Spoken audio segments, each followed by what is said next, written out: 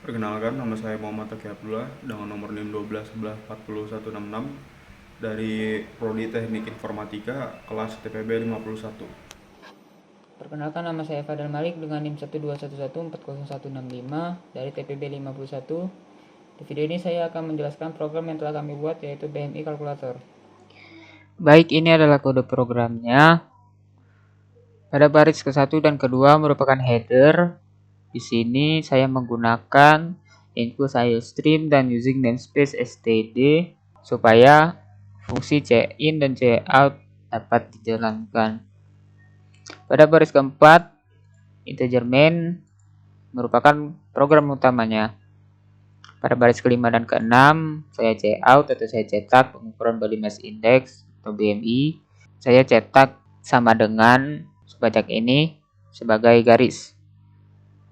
Lalu pada baris ke-8 saya deklarasikan integer A dan I. Di sini integer A berfungsi sebagai banyak data yang akan diinputkan oleh user, dan juga nilai data yang dimasukkan oleh user ini akan menjadi batas perkondisian di dalam perulangan nantinya. Lalu integer I ini merupakan variabel yang digunakan di dalam perulangan. Pada baris 9 saya cetak input banyak data yang diinginkan agar user tahu berapa banyak data yang akan mereka inputkan. Pada baris ke-10, cin A berarti user menginputkan data yang berupa integer atau bilangan bulat. Pada baris 12 dan 13 saya deklarasikan integer array berat, array tinggi, dan float array BMI.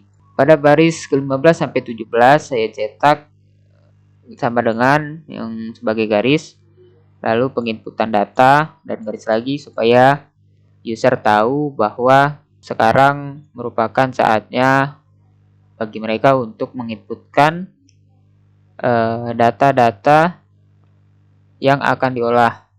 Lalu pada baris 19 sampai 26 merupakan perulangan. I sama dengan 0 berarti perulangannya dimulai dari 0.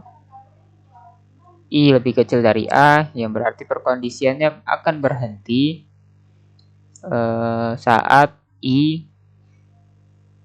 tidak lebih besar dari A. Dan I++ merupakan increment yang berarti I-nya itu bertambah, tambah 1. Di sini pada baris 20 saya cetak penginputan berat dan tinggi data ke I ditambah 1. I ditambah 1 ini merupakan angka yang berada di sebelah ke ini. Jadi pada saat perulangan pertama, yaitu I sama dengan 0, berarti nilai I di sini adalah 0. Jadi yang akan tercetak adalah penginputan berat dan tinggi data ke 1 karena 0 ditambah 1. Pada saat perulangan kedua, I ini bernilai 1, maka di sini juga akan bernilai 1. Maka yang akan tercetak adalah penginputan berat dan tinggi data ke 1 ditambah 1 adalah 2, jadi data kedua. Seperti itu dan seterusnya. Pada baris ke-21 saya cetak input berat dalam kurung kilogram supaya user tahu data yang diinputkan oleh mereka harus dalam satuan kilogram. Di sini pada baris ke-22 dicein yang berarti user menginputkan berat array ke I. Array ke I ini adalah supaya penginputan datanya itu terikat dengan perulangannya. Jadi kan array itu indeksnya dimulai dari 0. Jadi pada saat perulangan pertama yaitu I sama dengan 0, berarti array beratnya itu pada indeks ke 0 itulah yang diisi. Jadi pada I sama dengan 0 ini merupakan array berat yang pertama dengan indeks ke 0. Begitu juga dengan data array tinggi. Pada saat perulangan kedua begitu juga dengan data array berat dan data array tinggi yang akan diinputkan oleh user akan masuk ke indeks ke 1. Begitupun seterusnya. Lalu pada baris 28 sampai 30 saya cetak garis, lalu saya cetak hasil pengukuran yang memberitahu kepada user bahwa berikut adalah hasil dari data yang telah diolah oleh program ini. Lalu saya cetak lagi garis. Nah, di sini merupakan perulangan lagi yang berisi percabangan if. Perulangan dimulai dari I sama dengan 0 dan I lebih kecil daripada A dan I++ sebagai inkrementnya. Sama seperti perulangan yang sebelumnya yang tadi pada baris 19. Pada baris ke-32 saya cetak hasil pengukuran body mass index data ke sama seperti yang ke baris ke-20 tadi untuk angka yang terurut dari data ke-1, ke-2, ke-3 dan seterusnya. Lalu saya cetak berat badan yaitu berat array ke I. Ini berguna untuk mencetak data yang tersimpan di dalam array berat sesuai dengan indeksnya, sesuai dengan indeks I-nya. Jadi pas I-nya itu sama dengan 0, jadi yang tercetak adalah data yang tersimpan dalam array berat indeks ke 0. Lalu pada array tinggi pun juga begitu. Pada baris ke-36 merupakan rumus body mass index itu sendiri, yaitu berat badan dibagi tinggi badan pangkat 2. Berat badannya itu dalam satuan kilogram, lalu tinggi badannya itu dalam satuan meter. Mengapa di sini banyak sekali tanda kurung? Karena di sini itu kan data yang diinputkan oleh user itu dalam satuan sentimeter. Nah, di sini itu kan pada rumus body mass index itu sendiri harus dalam satuan meter. Maka dari itu saya kalikan dengan 0,01 supaya dari sentimeter berubah nilainya menjadi meter. Di sini tanda kurungnya banyak karena tiap data harus dijadikan meter terlebih dahulu satu-satu. Jadi yang data tinggi pertama itu harus dijadikan meter dulu. Lalu data kedua dijadikan meter juga. Baru setelah kedua data telah menjadi satuan meter, barulah kedua data dikali. Maka pada baris ke-37 dicetaklah nilai BMI. Nilai BMI yang telah diolah tadi menggunakan rumus pada baris ke-36. Setelah tercetak, maka akan masuk ke dalam percabangan. If apabila nilai BMI lebih kecil dari 18,5, maka akan dicetak status berat badan adalah kekurangan berat badan. Lalu apabila data BMI lebih besar sama dengan 18,5 dan data BMI lebih kecil sampai dengan 24,9, maka akan tercetak status berat badan normal atau ideal.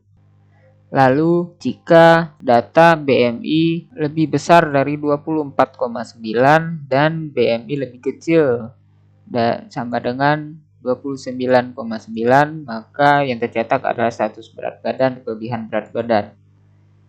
Lalu apabila data BMI itu lebih besar dari 29,9, maka yang tercetak adalah status berat badan sama dengan kegemukan atau obesitas.